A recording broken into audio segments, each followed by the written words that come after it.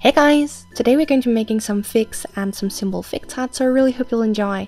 The fig portion of this tutorial was actually recorded I think maybe half a year ago, so it's pretty old, but I'll do my best to explain what I did.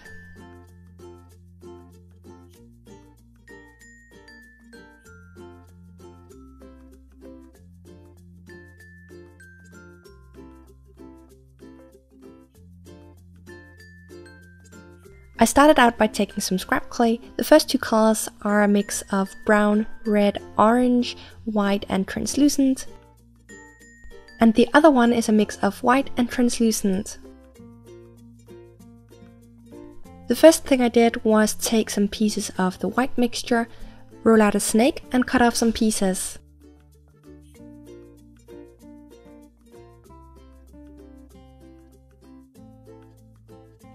I then flattened these to create a teardrop shape and wrapped them in sheets of the red mixtures.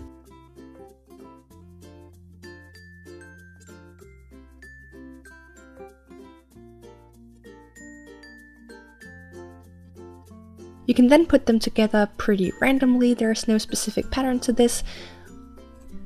Obviously you could take your time to really get the pattern exactly like a picture or a real fig, but since they are going to be so small, you're not really going to see a huge difference. Once you've done that, you can roll it out and then cut it into some sections, put those together, roll it out again, and repeat until you have the pattern you want on the inside.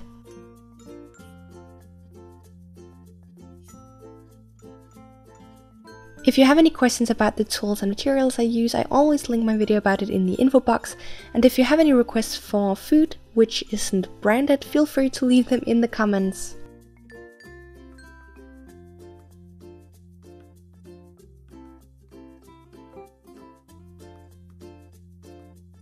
Next I took the leftover of the white mixture. I don't know why it looks more yellow on camera, but I then mixed it with a tiny bit of yellow and green, which is going to be the two other shades. I then rolled out sheets of each of them, stacked them, rolled them out again to make them a bit thinner, and then wrapped them around the cane we made before. You'll also see that I put some snakes of the white mixture around the cane portion, just to make the edges a bit uneven. Once you've done that, the basic cane is done and you can roll it out. Use your fingers to close the end of the cane, then cut off a piece, close the other end and roll it slightly. If you're going to cut the figs in half, you don't want to roll it too much because then you're gonna blend where the openings or the ends were, and you're not gonna be able to see which way you're gonna cut it. I again just used my fingers to kind of pull the top, and I then cut it in half. I do find that it's easier to cut the figs and cut the cane if you let the cane and the figs rest overnight, so the clay isn't as soft. When adding texture to the inside, I just place them on the tip of a needle tool since you're not gonna see the bottom anyway. I then used my X-Acto knife to remove a tiny bit of clay from the inside or the center, and then used a needle tool for the rest of the texture.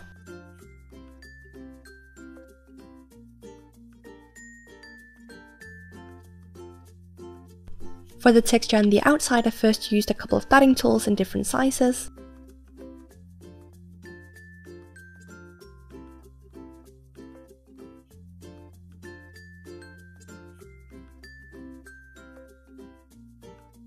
And I then used a needle tool to open up the top a bit. After baking, I added some shading to the outside using soft pastels. The pastels I'm using is from a set of Rembrandt pastels, so I can't say exactly what the colors are called, but I applied them using a wet brush. I also want to apologize for not posting the bonus video on this channel last week. I was getting over a cold, which was really bad Wednesday, and then on Friday I had to kind of force myself through the editing process of the video for my main channel. So instead of forcing myself through another editing process in the weekend, I allowed myself to take a few days off.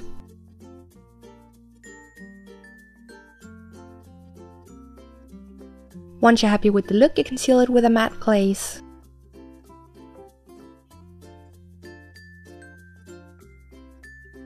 Now for the inside I added some more shading or depth using acrylic paint. If you wanted to, you could definitely make a more detailed cane so you didn't have to do this step.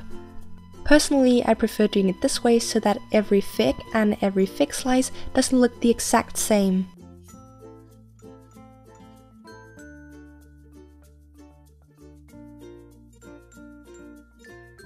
Once the matte glaze had set on the outside, I used my X-Acto knife to pick off some of the pastel to create some small specks.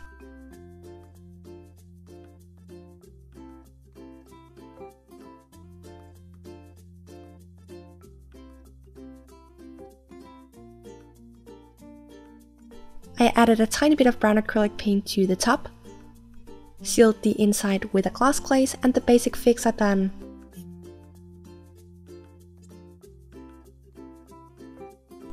To make the tart bases, I first flattened a ball of some scrap clay. I then rolled out a thin sheet of the same color and used the back of my blade to create the ridges.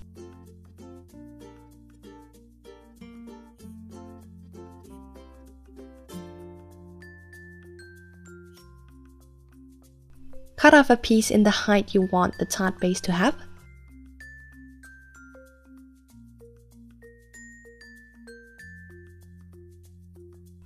And then put this around the flattened piece of clay.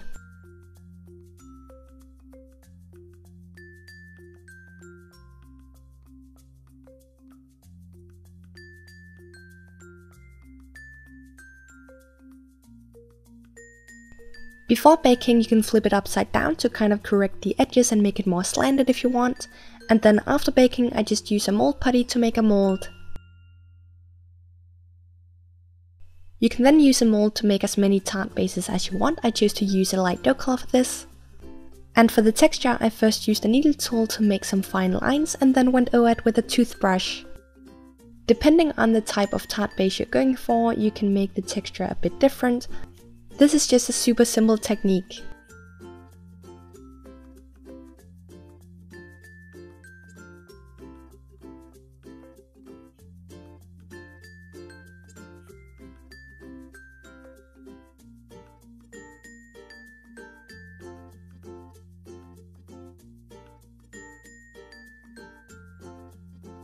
You also want to make sure to texture the top edge just where the tart base is going to be visible.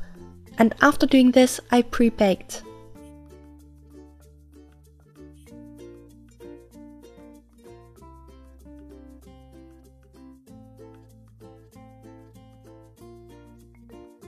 After pre-baking, I added some shading to the tart base using soft pastels, and I applied these with a damp brush.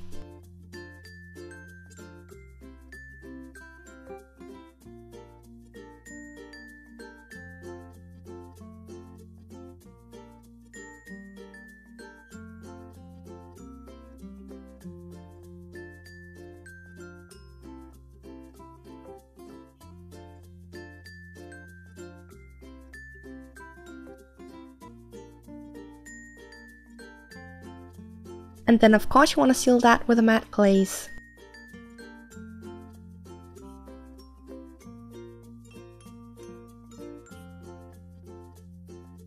Next, for the mascarpone cream, hopefully I'm saying that somewhat correctly, I just used the leftover frosting from my birthday cake tutorial. Add this to the top, then add some fig slices and bake again.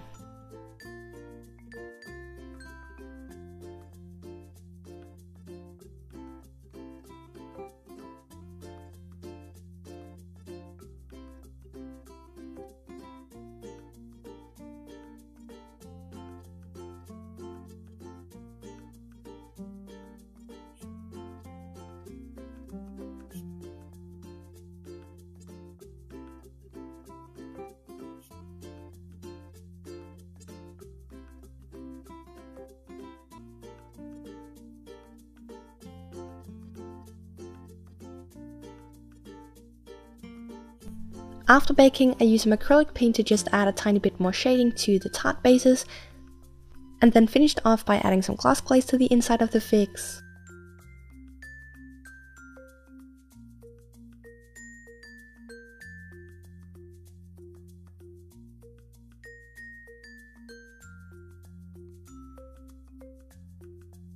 Thank you so much for watching. If you enjoyed these videos and want to see more, please give the video a thumbs up and let me know if you have any food requests in the comments.